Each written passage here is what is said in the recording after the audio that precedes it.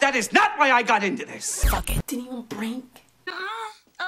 Nasty! Paper plane in a snowstorm. What are you doing? What on earth are you doing? You two are so busted. Music. Hello. What? Wait.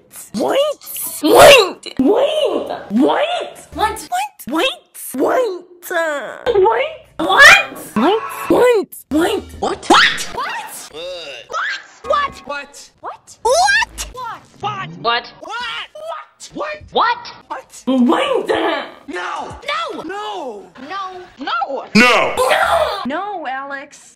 Yes, sir. On it.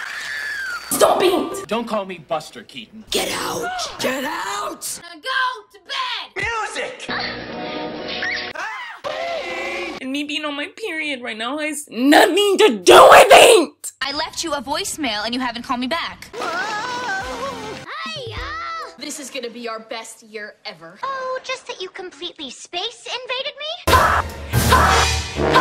Like the jelly covered the green puppy in Zabu Land. I heard that.